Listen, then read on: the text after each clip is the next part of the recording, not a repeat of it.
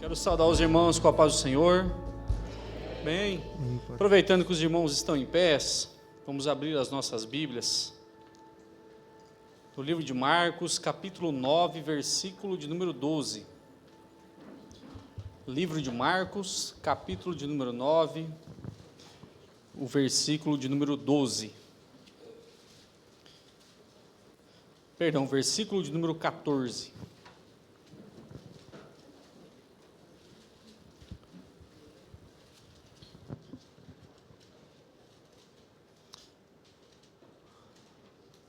Marcos 9 e versículo 14 diz assim: E quando se aproximou dos discípulos, viu ao redor deles grande multidão e alguns escribas que disputavam com eles, e logo a multidão, vendo-o, ficou espantada, e correndo para ele os saudaram. E perguntou aos escribas: Que é que discutis com eles? E um daquela multidão, respondendo, disse: Mestre, trouxe-te o meu filho, que tem um espírito mudo, e este, onde quer que o apanha, despedaça-o, e ele espuma e range os dentes, e vai secando. E eu disse aos teus discípulos que o expulsassem, mas não puderam. E ele respondendo lhes disse: Ó geração incrédula, até quando estarei convosco? Até quando vós sofrerei ainda? Tragam aqui. E trouxeram-lhe, e quando ele o viu, logo o espírito agitou com violência, e caindo o endemoniado por terra, revolvia-se espumando. E perguntou ao pai dele: Quanto tempo há que lhe sucede isto? E ele disse-lhe: Desde a infância, e muitas vezes o tem lançado no fogo e na água para o destruir. Mas se tu podes fazer alguma coisa, tem compaixão de nós e ajuda-nos. E Jesus respondeu: Se tu podes crer, tudo é possível ao que crê. E logo o pai do menino, clamando com lágrimas, disse: Eu creio, Senhor, ajuda a minha incredulidade. E Jesus, vendo que a multidão concorria, repreendeu o espírito imundo, dizendo: Espírito mudo e surdo, eu te ordeno, sai dele e não entres mais nele. E ele, clamando e agitando-se com violência, saiu, e ficou o menino como morto, de tal maneira que muitos diziam que estava morto.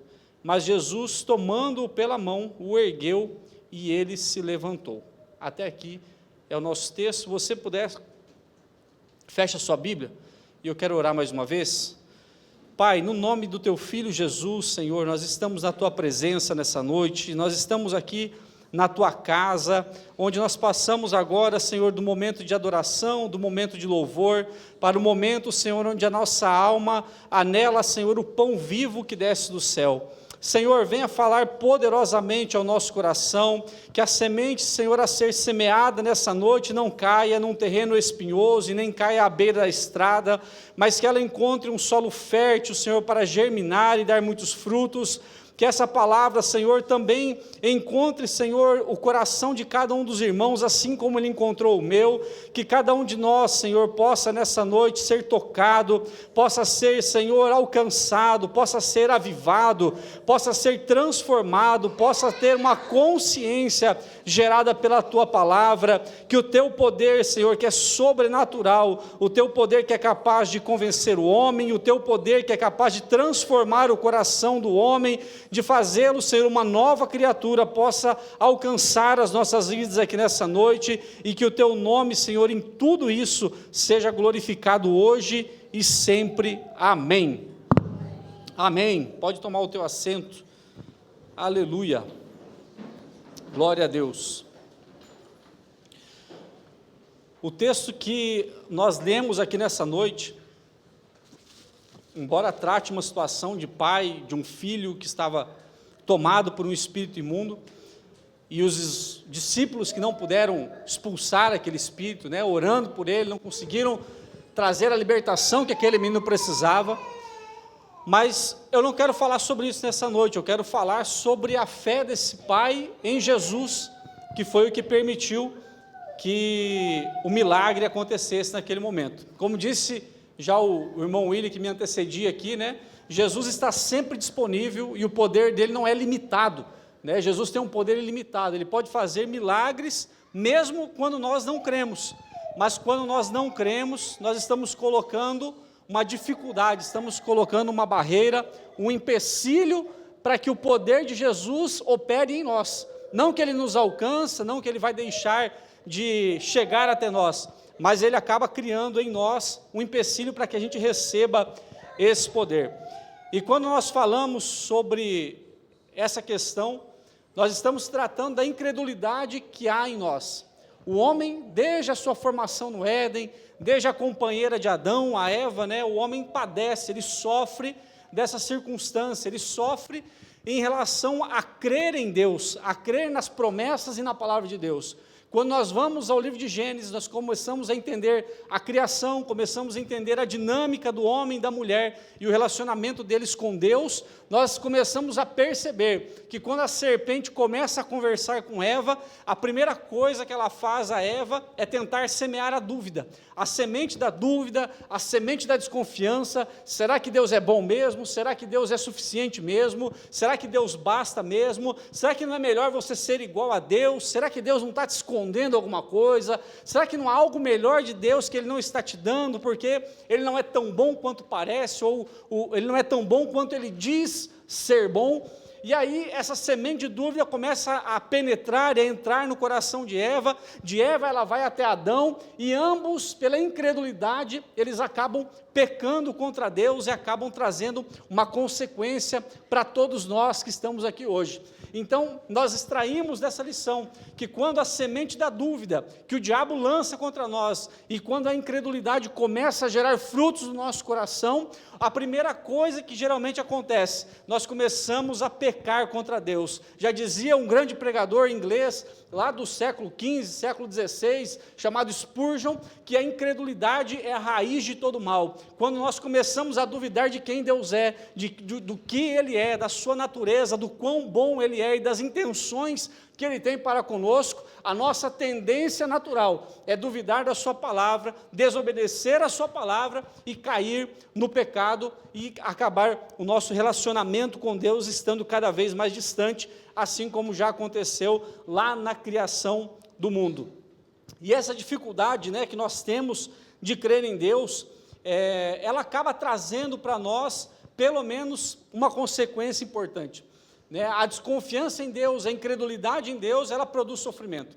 Tanto é verdade que quando o homem e a mulher são expulsos do Éden, Deus dá para eles a consequência, fala: olha, agora você vai ter que trabalhar, a terra agora vai produzir abrolhos, você, mulher, quando for dar à luz, vai sofrer a dor de parto, e Deus diz para eles, dita ali, uma série de consequências daquele pecado. E nós, quando estamos vivendo o sofrimento, quando nós estamos vivendo essa situação onde Deus muitas vezes nos coloca, ou nos permite estar, né, que é viver às vezes sofrendo em alguma situação, ela tem pelo menos duas razões. Deus permite em nós o sofrimento, num primeiro momento, porque Deus quer nos aperfeiçoar. E eu preciso dizer para você, Deus não é mau. Embora muitas vezes eu, na minha vida, duvidei da bondade de Deus, fui alvo dessa semente de dúvida, mas a verdade é que está na palavra, é que Deus é bom, quem é mau somos nós, mas a bondade de Deus não muda a despeito de quem nós somos. Acontece que Deus, na sua grandeza, na sua bondade, Deus no seu amor, Deus no seu poder, na sua sabedoria infinita, Ele permite que nós venhamos a passar algumas circunstâncias na nossa vida, porque Ele quer nos aperfeiçoar, porque Ele quer trazer para nós aperfeiçoamento. Muitas vezes Deus está olhando para nós, está olhando para o nosso comportamento, e Deus está dizendo assim: eu não quero você distante, eu não quero que esse relacionamento seja rompido, então eu vou colocar você numa aprovação, vou te colocar naquilo que a gente chama de deserto. Eu tenho 38 anos, já passei alguns desertos nessa vida, e eu digo para você, não é agradável, mas depois que você passa o deserto, o louvor, a glória, o relacionamento com Deus, ele vai mudar drasticamente na sua vida, e vai mudar para melhor, porque você vai poder dizer igual Jó: antes eu conheci o Senhor de ouvir dizer, mas agora eu te vejo, agora eu te encontro, agora eu te conheço, agora eu sei quem você é, e eu sei o que o Senhor pode fazer na minha vida. Se nós abrirmos a Bíblia, No livro de Salmos, no Salmo 66, versículo de número 10, lá o salmista está dizendo: pois tu, ó Deus, o Senhor nos provaste, tu nos afinaste como se afina a prata. Eu não sei se você já viu o processo do ourives, mas quando ele vai purificar algum metal precioso, ele vai lá e lança no fogo. Ele coloca dentro de um receptáculo, ele incendeia aquele receptáculo, aquece ele muitas e muitas vezes, até que tudo aquilo que está lá, contaminando a prata, contaminando o ouro, seja removido, e quando aquele fogo se abaixa e ele tira aquele produto do outro lado, aquela prata e aquele ouro está refinado, brilha como se fosse novo, como se nunca tivesse sido manchado, e Deus faz isso conosco.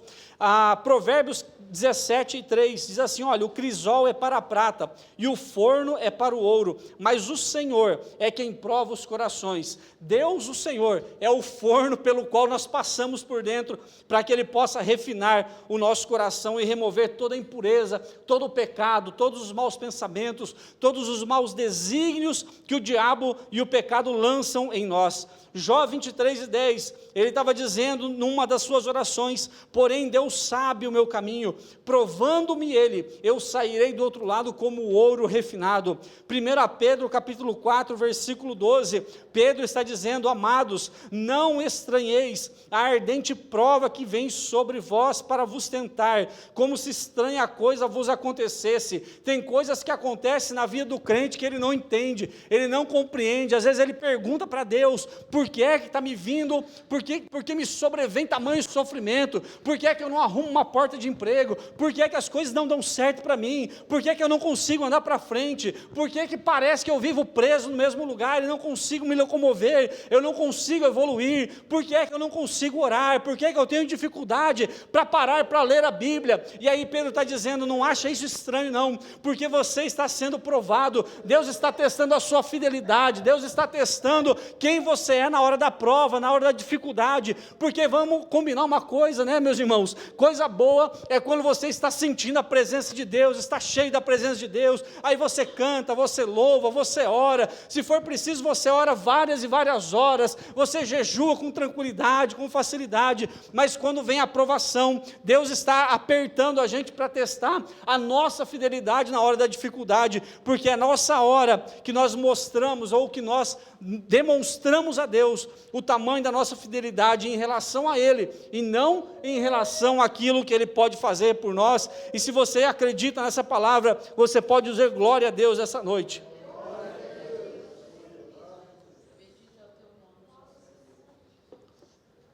Mas essa é o sofrimento que Deus nos aflige, que Deus nos causa, simplesmente porque Deus quer nos provar. A Bíblia diz que Deus levou o povo no deserto, Deuteronômio capítulo 4, 32, salvo engano, está dizendo lá que Deus levou o povo ao deserto, porque Deus queria provar o que tinha no coração deles. Não é que Deus queria provar o que tinha no coração deles, para Deus saber o que é que tinha, Deus já sabia, mas Deus queria mostrar para a nação de Israel como era de verdade o coração deles. E aí Deus leva eles para o deserto, por 40 anos, para que eles pudessem sair de lá aperfeiçoados, purificados das malícias das gerações passadas. E aqui, falando na geração passada, o sofrimento também pode ser usado por Deus como uma consequência das nossas ações. E não é nem ser usado por Deus, mas ele é uma consequência natural daquilo que Deus é. Deus é justo, e o conceito de justiça é: você faz algo e a partir daquele algo você tem uma consequência boa ou uma consequência ruim. E quando nós vamos para a Bíblia, nós vamos encontrar em Hebreus capítulo 3, versículo 17 e 19, o escritor falando a respeito dos 40 anos do deserto. E lá ele vai dizer assim, contra quem Deus esteve irado durante 40 anos? Não foi contra aqueles que pecaram, cujos corpos caíram no deserto? E o que jurou que nunca haveriam de entrar no seu descanso? Não foi aqueles que foram desobedientes? Vemos assim que foi por causa da incredulidade que eles não puderam entrar. A incredulidade gera para o homem uma consequência. A incredulidade gera para nós uma consequência. E esse sofrimento que vem da inconsequência, que vem da incredulidade, perdão, é o preço que pagamos quando nós não cremos em Deus e em quem Ele é. Números capítulo 14, versículo 30 e 38, ao 38, diz assim, não entrareis na terra, pela qual levantei a minha mão, que vos faria habitar nela, exceto Calebe, filho de Jefoné, e Josué, filho de Num, mas os vossos filhos, de que dizeis, por presa serão, porém nela, e eles conhecerão a terra que vós desprezastes. Deus estava dizendo para os incrédulos, quando eles chegaram de frente à terra prometida, foram espiar a terra, 12 deles, 10 voltaram e disseram, nós não podemos entrar naquela terra tem gigantes, e nós aos olhos daqueles homens somos como nada. E Calebe e Josué disseram, mas nós vamos em nome do Senhor, porque Ele nos prometeu entregar aquela terra em nossas mãos, é a herança que Ele nos prometeu. Mas os 10 dissuadiram toda a nação de Israel, e quando eles dissuadiram toda a nação de Israel, Deus foi lá e falou, olha, a consequência da incredulidade é que vocês vão para o deserto, e aí o texto continua, porém quanto a vós, aqueles que foram incrédulos, os vossos cadáveres cairão no deserto, os vossos filhos pastorearão neste deserto 40 anos, e levarão sobre si as vossas infidelidades, até que os vossos cadáveres se consumam no deserto. Segundo o número dos dias em que espiastes essa terra, 40 dias, cada dia vai representar um ano, e vocês vão levar sobre vós as vossas iniquidades 40 anos, e vocês vão conhecer o meu afastamento. Eu, o Senhor, falei, assim farei a toda esta má congregação que se levantou contra mim, neste deserto se consumirão, e aí falecerão. E os homens que Moisés mandara espiar a terra, e que voltando fizeram murmurar toda a congregação contra ele, infamando a terra, aqueles mesmos homens que infamaram a terra, morreram de praga perante o Senhor.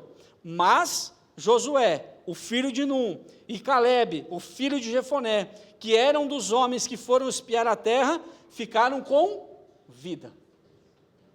Eles ficaram com vida. De uma nação inteira, 2 homens ficaram vivos, porque eles creram na promessa que Deus tinha feito para eles. Quando nós vencemos a incredulidade, e quando nós cremos em Deus, Deus opera em nós a vida. Tem muita gente que vem à igreja ao domingo, vem à igreja na quinta-feira, tem muita gente que participa das orações, que participa dos cultos, mas anda por aí igual um zumbi, está morto, só falta cair, não tem vida em si mesmo, porque embora ele vá orar, embora ele vá participar, ele vai impelido por motivações erradas, vai impelido por razões erradas, porque alguém está cobrando, porque alguém está insistindo, porque alguém está pedindo, mas aquilo que vem lá de cima, a graça que vem do Senhor, que transforma o coração, ainda não alcançou, ele ainda não crê naquele Deus a quem ele ora, ele ainda não tem a fidelidade com o Deus, o relacionamento com o Deus a quem ele busca, e aí ele anda como se estivesse morto, pede para dar uma palavra, não tem, pede para fazer uma oração por alguém, não consegue, pede para fazer alguma coisa, não dá, está sempre impedido, está sempre num momento difícil, está sempre enfrentando uma luta, uma batalha, uma situação da qual ele não consegue se livrar, porque está faltando nele vida. Quando nós vamos à Bíblia Sagrada, nós encontramos uma mulher samaritana à beira de um poço,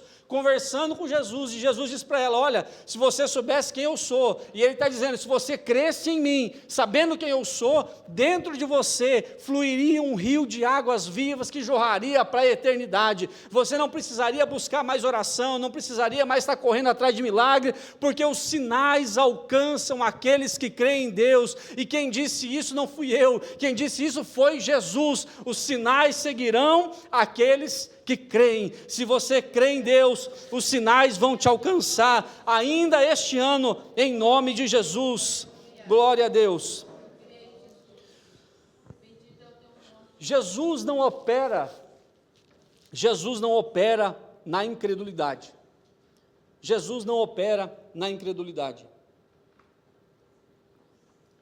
Marcos, capítulo de número 6, versículo de número 5 ao versículo de número 6, Jesus visitava a sua terra, e a Bíblia diz, e não podia fazer ali nenhuma obra maravilhosa, somente curou alguns poucos enfermos, impondo-lhes as mãos, e estava admirado da incredulidade deles, e percorreu as aldeias vizinhas ensinando.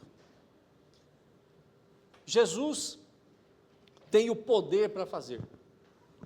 A fonte é inesgotável. O rio não seca nunca, não fica escasso, não é perene, não diminui. É uma fonte como se você fosse comparar aqui o rio Melissa com as cataratas do Iguaçu. Jesus não termina, não tem começo, não tem meio, não tem fim. Ele é o alfa, o ômega, ele é o princípio, ele é fim. Tudo vem dele, tudo é por ele, tudo é para ele, mais uma vez. Toda a glória é dele, toda a adoração é dele. Veja, que mesmo sendo o verbo da vida, e João dizendo que tudo que foi feito, só foi feito por causa dele. Tudo que existe, só existe por causa dele, você respira por causa dele. Você anda por causa dele, você pensa por causa dele, você pode se alimentar por causa dele, o alimento que está na sua mesa é por causa dele, o trabalho que você vai é por causa dele, tudo que você faz é por causa dele. Mesmo sendo isso, mesmo sendo tudo isso, ainda assim a Bíblia diz que quando ele chegou na sua terra, por causa da incredulidade das pessoas, ali não pôde fazer muitos milagres. A incredulidade é um problema para todos nós,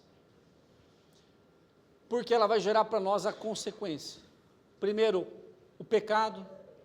Segundo, o esfriamento espiritual, o afastamento de Deus e a impossibilidade de nós termos um relacionamento com Ele. Não tem como você não crer nele e buscar Ele em oração. Não combina.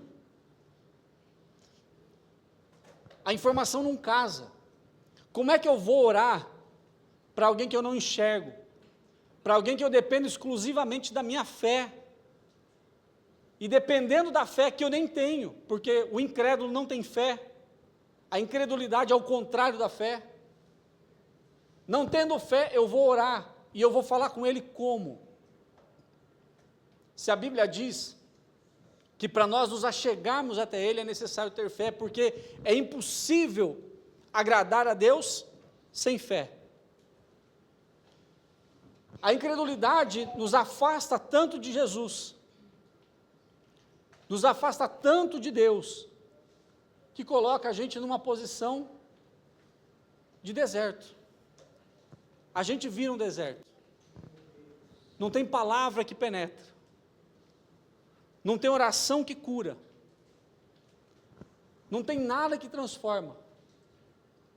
Pode participar de tudo que você imagina. Pode vir em todos os cultos que você pensa. A incredulidade vai nos impedir de receber de Jesus aquilo que Ele é. Eu não vou nem dizer aquilo que Ele tem para dar, eu vou dizer aquilo que Ele é. Porque a maior vontade dEle é vir fazer morada em nós. Como disse o irmão William antes aqui, às vezes a gente ora tanto pedindo para Deus, a gente não recebe. Né? E ele falou assim, tem umas necessidades que eu acho que nem é necessidade. E a gente não recebe. Tiago fala assim, ó, vocês oram, não recebem, porque vocês pedem mal. Ou a gente pede mal, ou a gente pede sem fé, por incredulidade, ou por necessidade, e uma necessidade que nós poderíamos tranquilamente viver sem ela, ou seja, não é bem uma necessidade, né? Mas a grande questão é que a incredulidade para nós, ela tem um preço, e ela tem um preço caro, ainda em vida, ainda nesse tempo que a gente vive, a nossa incredulidade nos impede de ter um relacionamento profundo com Deus. E existe uma grande diferença entre você ser um cristão denominacional, denominado cristão, convencido cristão, e ser um convertido cristão. Eu posso ser convencido de que eu sou crente, e convencido de que eu serei salvo, mas ser convertido é totalmente diferente. Porque o convencido cristão, ele não obedece a palavra. ele não se preocupa com a palavra. Ele nem se preocupa muito em orar, muito menos em jejuar. O convencido cristão é aquele que faz o que quer. Vai onde quer, fala como quer, age como quer, tem a razão, e ele deixa para procurar Deus no último momento, no último suspiro, o último recurso da vida dele é procurar Deus. É um convencido cristão, se veste como cristão, anda na rua como um cristão, vem à igreja, participa da ceia, mas ele é um convencido, porque a fé dele ainda é imatura, ele não tem ainda noção, ele não acessou a dimensão sobrenatural e espiritual onde Deus habita, ele ainda não acessou a dimensão onde os tesouros, as armas da luz que a Bíblia fala, aquilo que é eterno, aquilo que é sobrenatural, aquilo que a mente humana não pode compreender, ou como diz Paulo, aquilo que o olho não viu, aquilo que ainda não desceu ao coração do homem, ele ainda não acessou essas coisas, então ele vive convencido de que ele é um crente. Mas quando você acha um que é convertido, você já sabe a diferença, porque a vida dele está na palavra. Quando você vai conversar, você chega a ser chato, porque tudo que é coisa, vamos ver na palavra, mas a palavra diz que eu não posso fazer isso, mas a palavra diz que eu não devo fazer isso. Quando ele está numa situação difícil, ele tem uma oportunidade às vezes de levar uma vantagem, mas essa vantagem é errada, ele lembra da palavra, fala, não, mas a palavra me diz que eu não posso ser assim, mas o Espírito Santo fala comigo, está falando no meu coração, mas o Espírito Santo está me movendo a fazer de forma diferente. Quando ele recebe uma ofensa, a primeira coisa que ele pensa é no perdão, não é na vingança. Quando ele está numa dificuldade, a primeira coisa que ele pensa é orar, não é procurar um jeito de sair daquela situação, porque a fé dele está firmada na palavra do Senhor. E aí Romanos capítulo 10, versículo 17, existe ali o remédio para a incredulidade do homem e da mulher.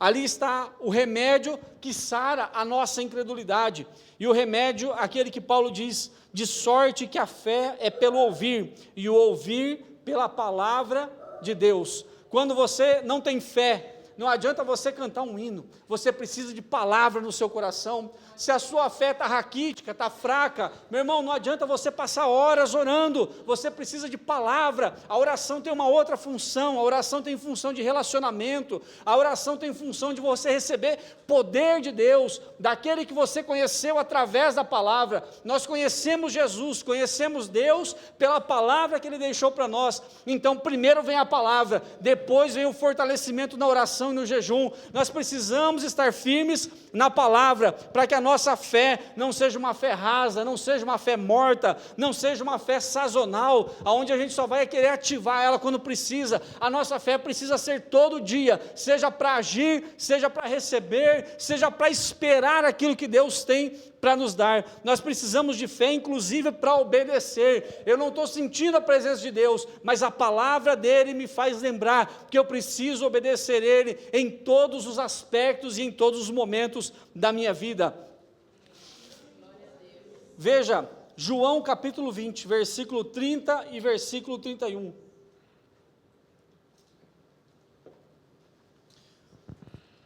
João diz assim: Jesus realizou na presença dos seus discípulos muitos outros sinais miraculosos, que não estão registrados nesse livro. Mas estes que estão registrados foram escritos para que vocês creiam que Jesus é o Cristo, o Filho de Deus. E crendo, tenham também vida em seu nome.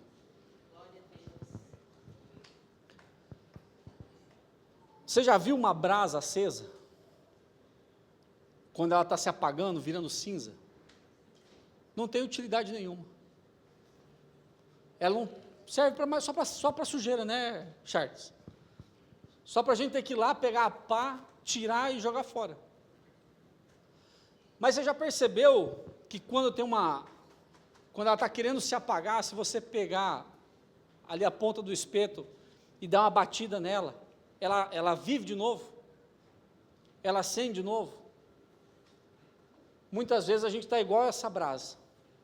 Um dia a gente esteve vivo, aceso, esquentando quem estava perto da gente, iluminando quem estava perto da gente, mas por causa de alguma circunstância da vida, a gente começou a acumular aquela cinza em cima de nós.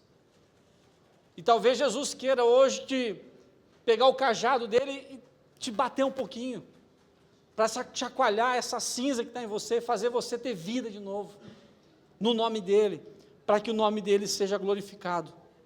Nós precisamos da palavra dEle, nós precisamos ouvir a palavra dEle, nós precisamos estar perto dEle, e para conhecer Ele nós precisamos da palavra.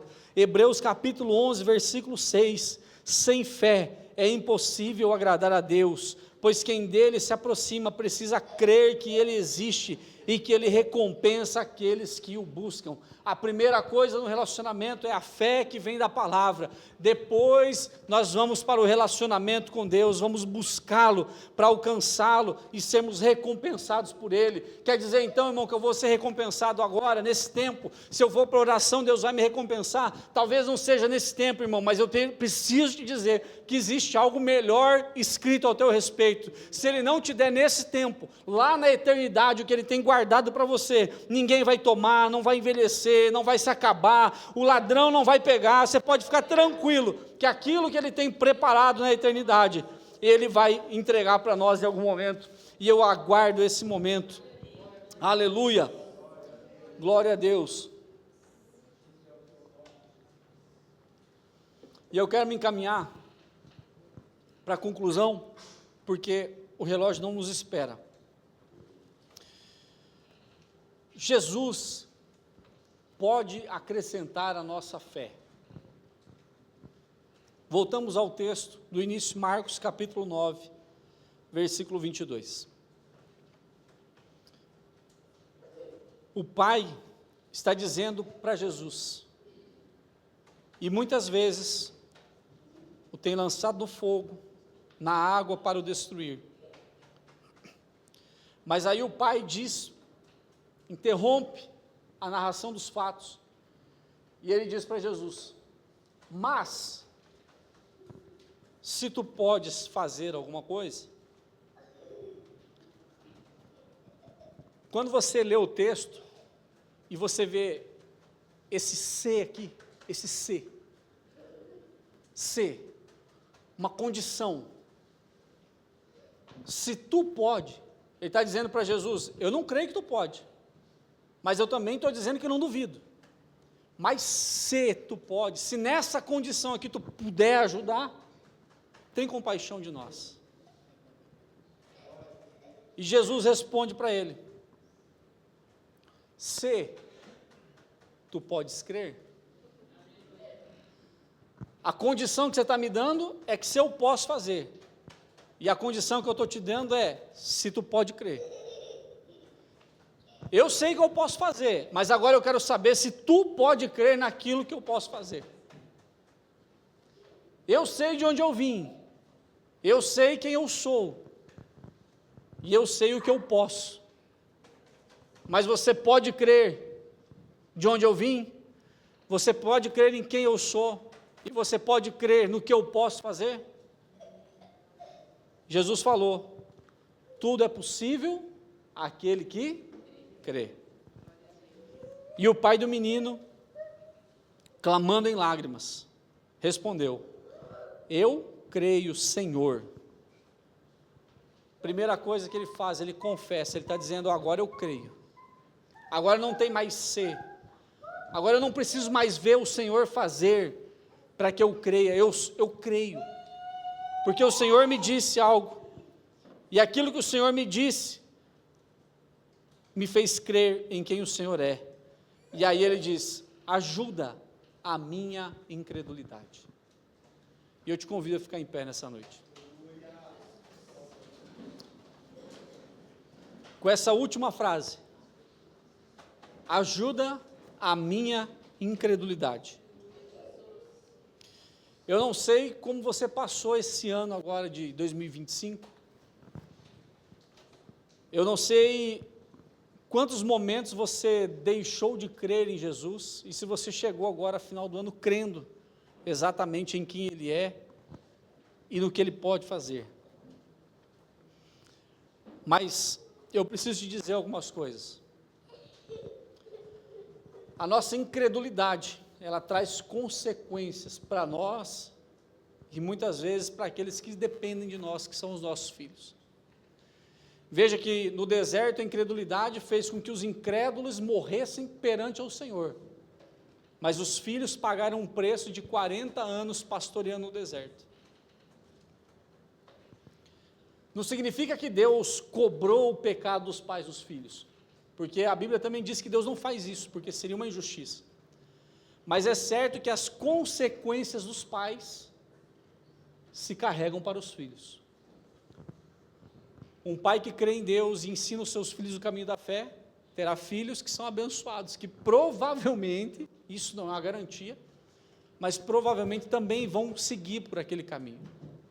Por isso a importância de um pai e de uma mãe ministrar os seus filhos em casa, chamar os filhos à oração, chamar os filhos ao jejum, chamar os filhos à palavra, não deixar só para a igreja. A gente precisa ter uma cultura, um ambiente na nossa casa, o altar na nossa casa precisa estar edificado, para que a nossa família, os nossos filhos sejam abençoados também, porque senão os nossos filhos vão ser frutos da nossa incredulidade, e eles também serão incrédulos, e assim vai sucessivamente. Agora, veja que, se nós olhássemos para a Bíblia, você já parou para pensar se Jairo não tivesse crido em Jesus, e tivesse ido até ele, suplicar e se humilhar e pedir pela filha que estava enferma? Quem é que ia ressuscitar a filha? Qual seria o tamanho do prejuízo dele de perder a única filha que ele tinha, uma filha de 12 anos, a única filha que ele tinha? Ela teria morrido, e não teria resultado nenhum. Se você parar para pensar, a mulher do fluxo de sangue, enquanto Jesus e Jairo estão indo para a casa de Jairo, a mulher do fluxo de sangue, há 12 anos sofrendo o fluxo de sangue, chega e toca na orla das vestes de Jesus e é curada. E se ela não cresce que pudesse ser curada quando tocasse em Jesus? Qual seria a consequência dela? Já tinha gasto tudo com médicos da época, não tinha resolvido o seu problema, mas quando ela creu, ela pôde alcançar um milagre. Quando Jesus está passando em Jericó e o cego está gritando: filho de Davi, tem compaixão de mim, e Jesus, se compadecendo dele, vai lá e cura ele daquela cegueira. Qual seria o preço da incredulidade daquele cego, se ele não tivesse crido que Jesus pudesse curar a cegueira dele? Qual seria o preço da incredulidade desse pai, que tendo um filho endemoniado, que muitas vezes tentou matar aquele filho, não cresce que Jesus, naquele momento, podia libertar o seu filho?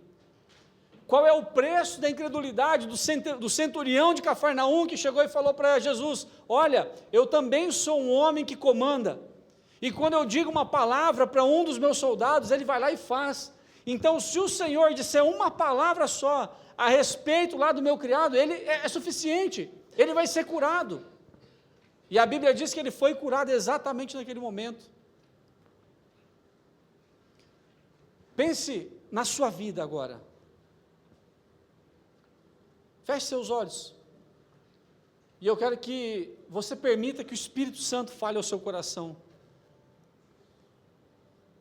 Nós dificilmente vamos alcançar um patamar de fé perfeito enquanto a gente está aqui. Tenho para mim que isso é impossível. Mas é possível fazermos muito, porque Jesus prometeu que não nos deixaria órfãos, mas Ele enviaria em nosso favor o auxiliador, o Espírito Santo, que nos ajudaria nas nossas fraquezas. Eu não sei o que você tem passado no ano de 2025, mas eu imagino que tem pessoas aqui que têm colhido consequências que são frutos de incredulidade.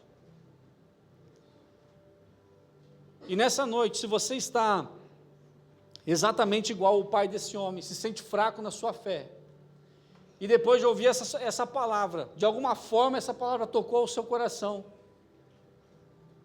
e você quiser vir à frente, nós queremos orar por você aqui nessa noite,